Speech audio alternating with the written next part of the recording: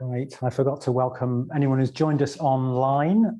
So warm welcome to you as well. Don't know how far geographically we're stretching, but certainly to Rutland Water. Someone from Rutland Water.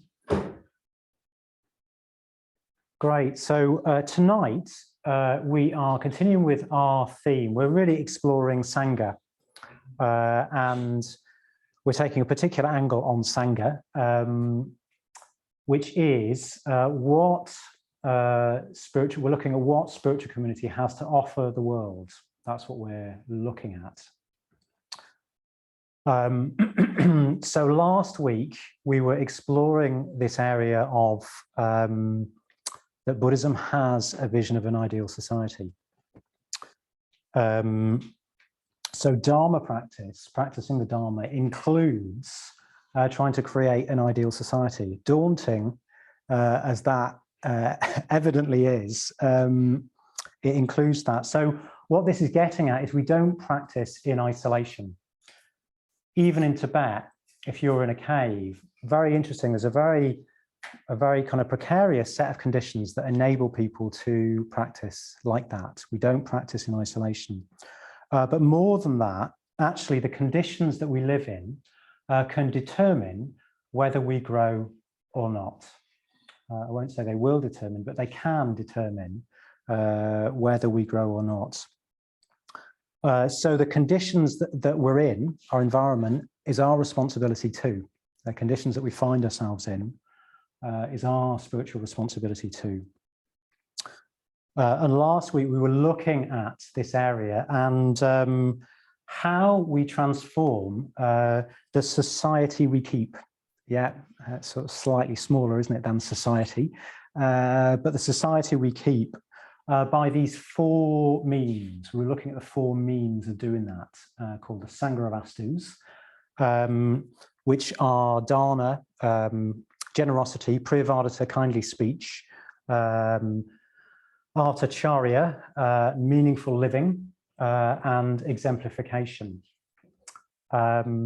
Looking at how, if we really practice those, we create an environment in which everyone can grow, a truly human environment. And that is what spiritual community has to offer the world, a kind of truly and deeply human environment. So that's what we've been looking at last week. And this week, we've got two people talking about their own practice of taking responsibility for the kind of the environment in which they live, the collective life. How do we sort of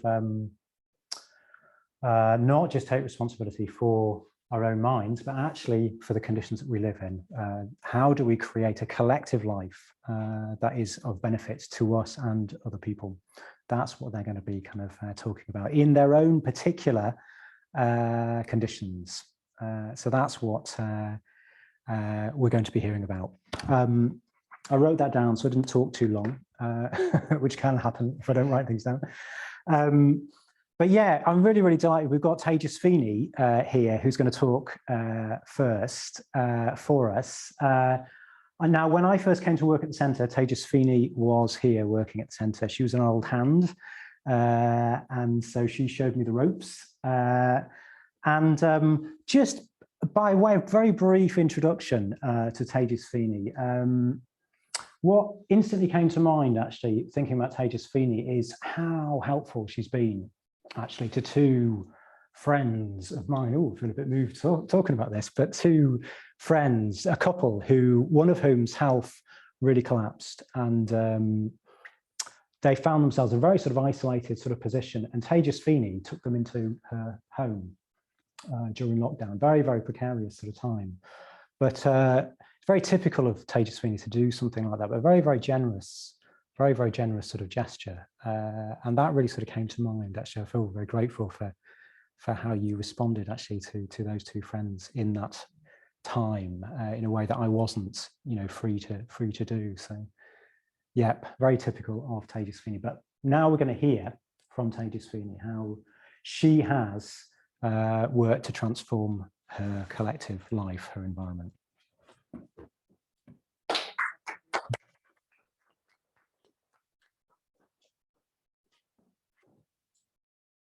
it was very interesting for me when you asked me to come and give a talk here. Thought I'd done so well. Great, and I need that in my pocket. Oh, we've got to... Great, that's go in there. Yes.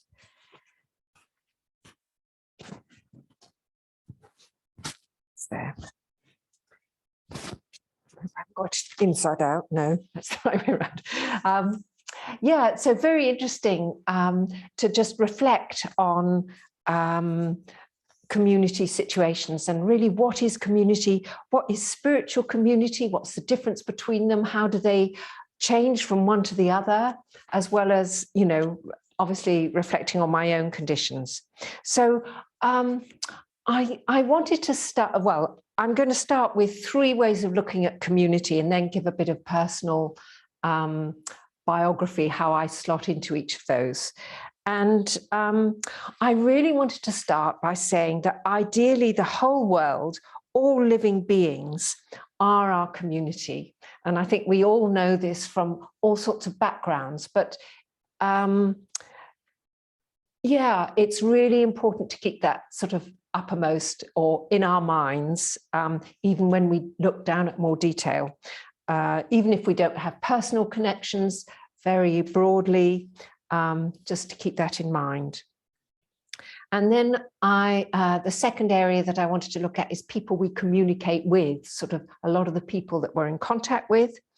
And then the third area is the spiritual community, people we share values and the practice and our path with and inspiration and so on. So just starting with the first of those categories, the whole world, all living beings being my spiritual community. So, you know, this is the ideal and this is how I'd like to act all the time, but, you know, it doesn't always happen like that. And it is what the Bodhisattva ideal is based on, this vision of gaining enlightenment for the sake of all beings. You know, we want to be free from our own suffering, but even if we got free from our own suffering, it just wouldn't be enough if there's other people around us who are not happy because of this sort of connection and knowledge that we are all interconnected. And I've been very interested. I don't know if any of you followed, got onto the Zoe app in lockdown, logging your COVID status. But Tim Spector, who leads the Zoe app, has been doing a lot of work on the gut microbiome. So I've been learning about microbiomes and also about soil microbiomes. So there's all this incredible complexity of interrelated systems, not only in our gut, but in all living beings, in the soil, everywhere. And I had this idea of seeing our society as all these different connections that we make, not just with other human beings, but with everything in the universe. And that, you know, the more connections there are, the more connected we are, the more complex it is, but also the more enriching it is. But how can I possibly care about every living thing equally? And won't I always preference my own family and my own friends? You know, can I live with this vast vision as a reality? So just parking that and keeping it as an ideal and keeping it alive. Then the second group that I was thinking about is people we communicate with and we build community with. So I don't think it's a coincidence that community and communication have the first 7 letters the same. So I think the people we communicate with are our community, you know, whoever they are, whether they're our family, our friends, our work colleagues, people we spend leisure time with. It is that fact of communication that then makes those people our community. Yeah, and if we've had the vision of the whole world as my spiritual community. Perhaps thinking like this about these people would challenge us to act or to respond differently to them. But they are our milieu, if you like. You know, somehow we've arrived in the world with these people. Yeah, and they are the ones that we are in communication with.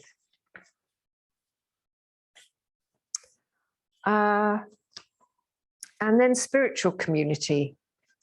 Well, where is it? Where is the spiritual community? How do you get to it? How do you get to be part of it? And this was, you know, a real question for me when I came along to the Buddhist Center, because I'd come to classes. This was a few decades ago. I'd come to classes and it always seemed to be happening over there. You know, how do I get to be part of it? There was a series of books that were brought out that you probably still know, that are probably still published. First of all, there's Who is the Buddha by Sangha. And then there was What is the Dharma? And then there was a bit of a gap. And we were all saying, and where the heck is the Sangha? That was our title for the next one. But of course, it came out as What is the Sangha? And it was much more elevated than all that. But it was like really hard to get hold of who Sangha was. You know, we could see the people who weren't the ones we wanted to be Sangha with, and we could see the people we did want to be Sangha with that weren't available. But how do you make your own, you know, how do you make the Sangha your own?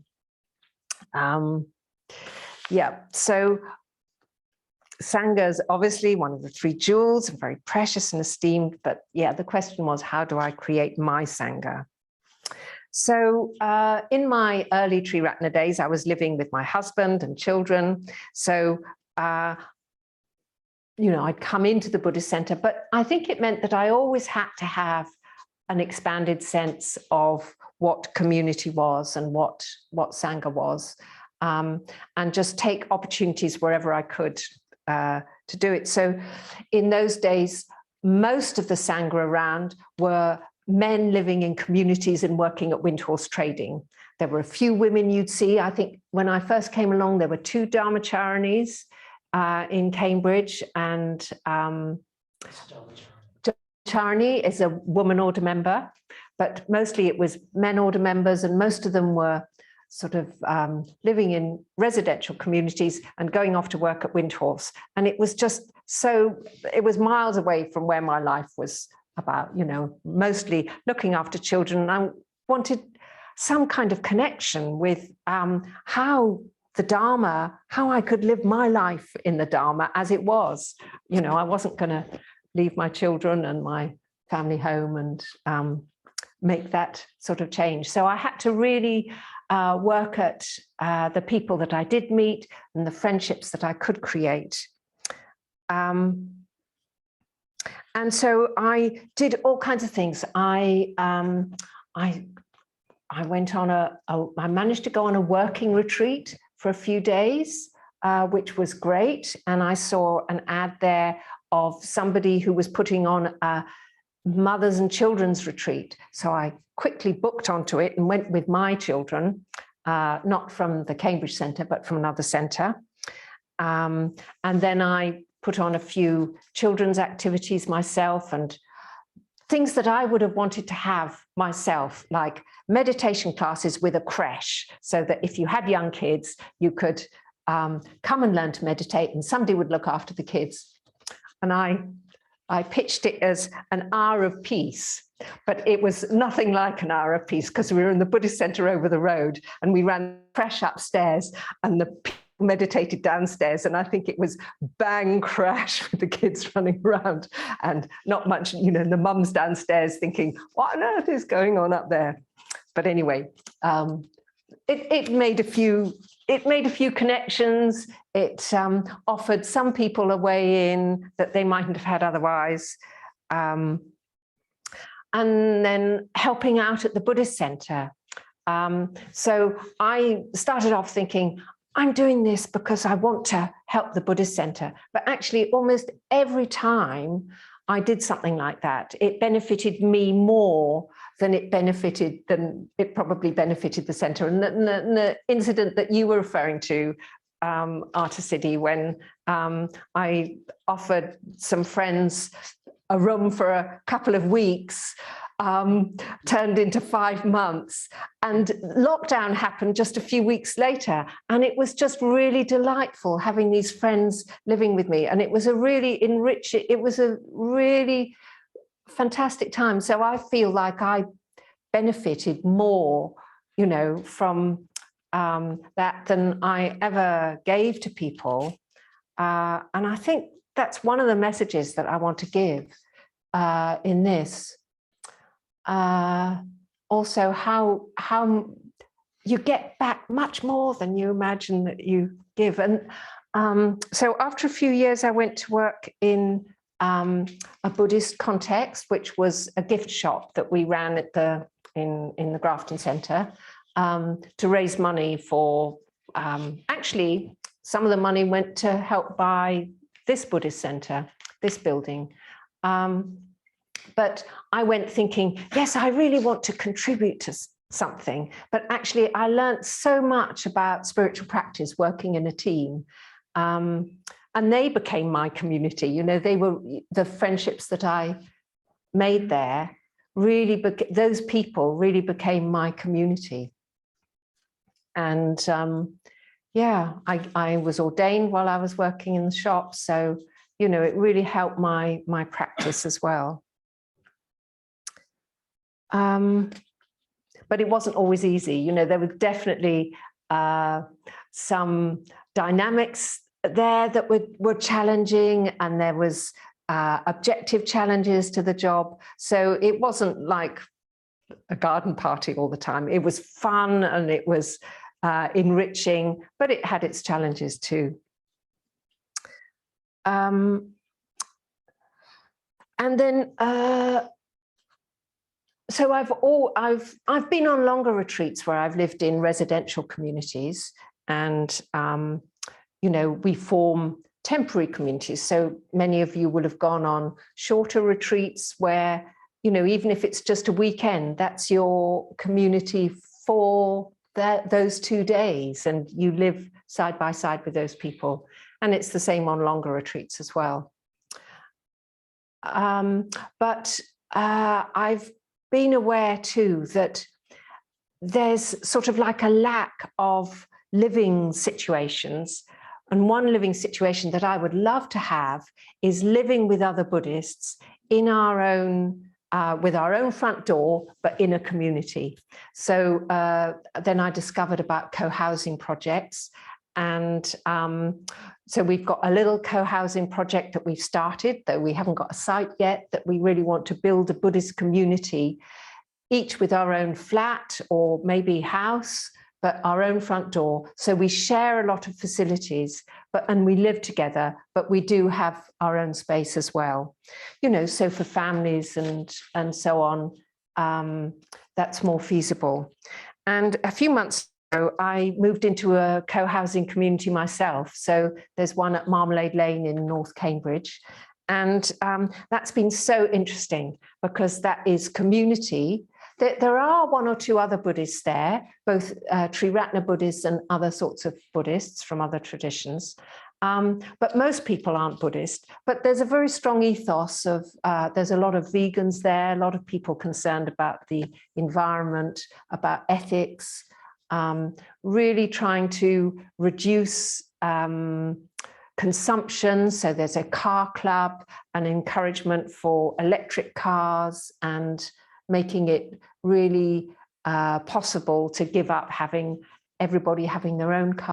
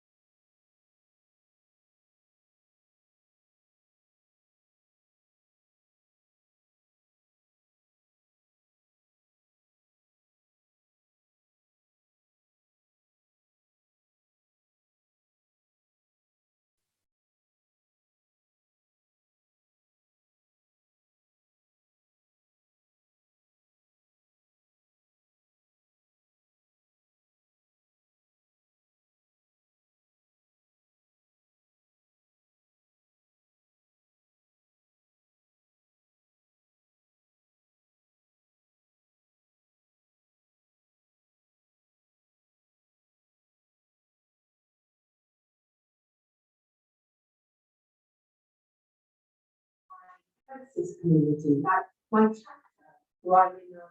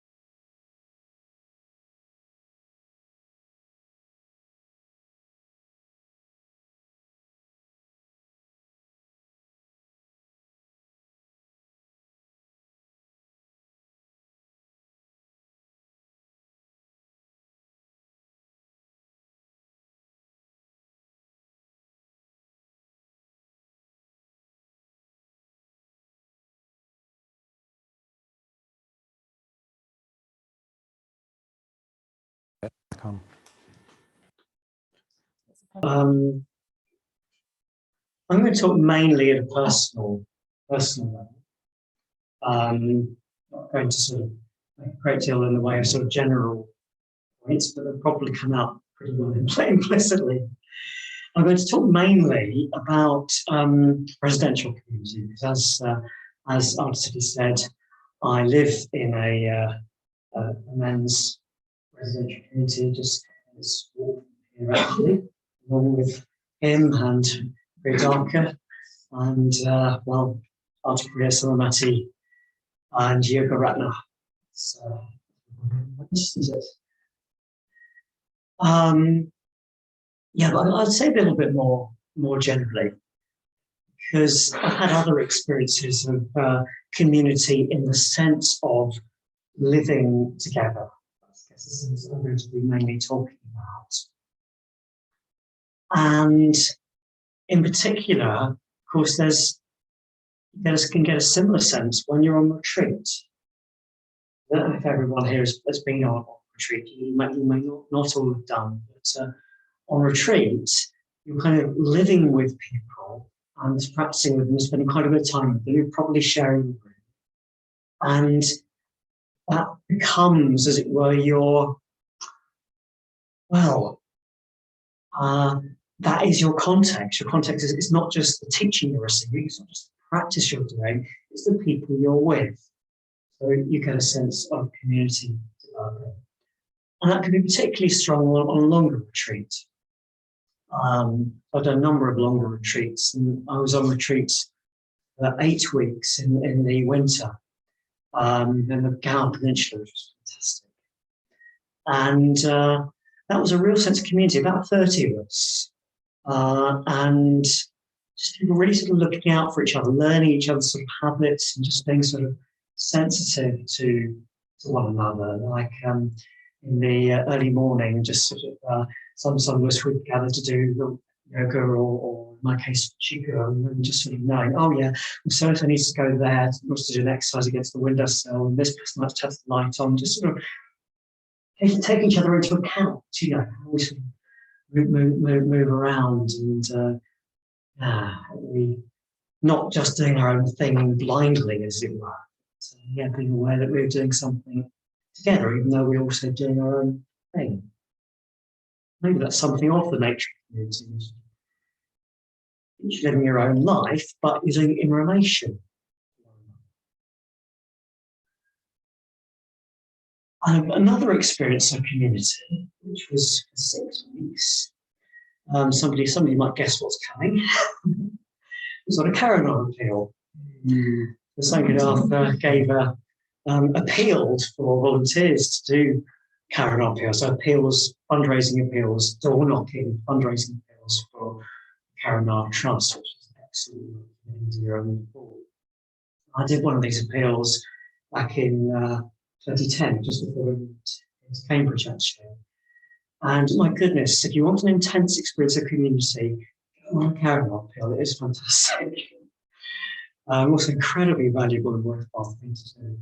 And I particularly bonded with the person who I shared a room with on that appeal. We became quite close friends. Sadly, he died a few years later. But a very close connection just from this really inspiring and challenging task together, going through training and so on, support each other, they're sharing the space of the rooms as well. But okay, back to sort of more here and now. So, yeah, at the moment we've got, unless I already am forgetting, we've got 5 residential communities in Cambridge. 4 of them are men's communities, 1 of them is a women's community, and Chandra, who is currently leading the course, is in the women's community. Yeah, we haven't yet worked out how to include people who are non-binary, one gender or the other, but single-sex communities seems to work best in experiencing movement. So yeah, I live currently with 5 other guys. We've got a spare room, which is, we have an honorary community member, Vimal Bandhu, some of you will know, who comes to stay with us a couple of days a week. So we've got a spare room, we wanted to offer that. So he's also included in our community. I've been there, yeah, since 2010, and it's been a very positive experience, actually. Not something, yeah, I've tasted similar experiences on retreat or on that Karana appeal, but actually a longer period of time just living with people, all going about our different lives, but nevertheless living with people, something really sort of forms. So, yeah, just a little bit about sort of what it is, because not all of you will be familiar with the concept of a true Buddhist residential community. And of course, they're all different. This isn't like a formula off the shelf, they all vary. But we meditate together every morning, or the week, that is. Weekends, people tend to meditate at different times. 7 o'clock every morning, we meditate for however long we feel happy to. Got a shrine room for the purpose. We cook every night. We have a cooking rota, and we cook one another dinner. We do our own thing for breakfast and lunch, but dinner, those of us who are able to, we eat together, and that's great. And that cooking is all vegan. We decided a few years ago that we wanted all of our communal food to be vegan. That doesn't mean we're all vegan. And then every Wednesday night we have a special meal which has to include dessert. That's one of our few community rules, is we have to have dessert on a Wednesday. And yeah, we spend together. We also do some cleaning and looking after the place. We actually share a garden with another community which Vera lives in. Indeed, he's our gardener, and many thanks to you. It's a bit wider community, but not from the actual house in which do we talk Dharma all the time? No. I don't think we really do. Of course we do sometimes. We do talk about Dharma. But actually, it's more that because we're all really practicing the Dharma, it nevertheless sort of pervades our communication. Just like the way we don't talk about current affairs, for example. The Dharma comes in there, it's implicitly, it's the way that we're talking. And I think one of the main benefits I found in living with community is simply being around other people who are seriously practicing the Dharma, especially not just, but especially those who are more experienced than me. Unfortunately, living most of that time with two actually some cases, two members of our order who are more experienced than me. And you just sort of pick up on what it is to be even more deeply connected. It's life. Sort of, as I'm sure you experience here, we kind of something, an atmosphere that's created just by what we're doing with our lives. Even more so when you know people.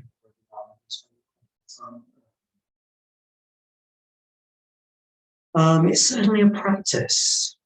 It's certainly a practice living in a residential community. For some reason, washing up seems to often be a trigger, one way or another. Most of the examples I can think of how I've needed to practice have involved washing up. One thing is sort of, I'm a very orderly sort of person. Everything's got to be in the right place in the kitchen. And I'm having to sort of relax around. I don't want total chaos. It's not unhelpful. That can be stressful. You don't have to have everything really in exactly the same place every time. So I can let go of that kind of attachment to order and the irritability that can come when there's disorder. That's a practice. Or actually, sometimes it's letting go of sort of guilt that, I've always got to be doing the washing up. Not just me, it's something we share. But my tendency is to always get involved. Actually, sometimes it isn't necessary. They can do this. And that's a good practice.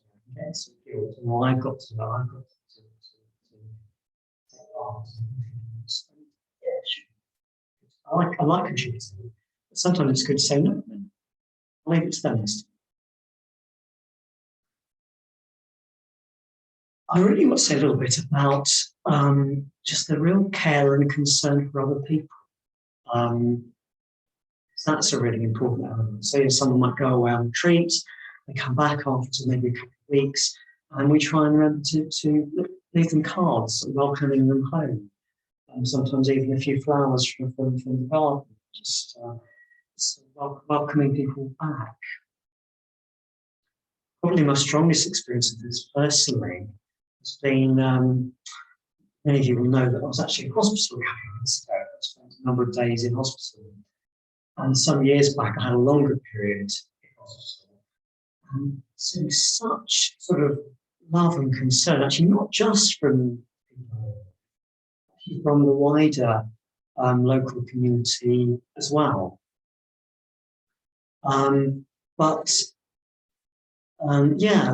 of that care and concern has come from people.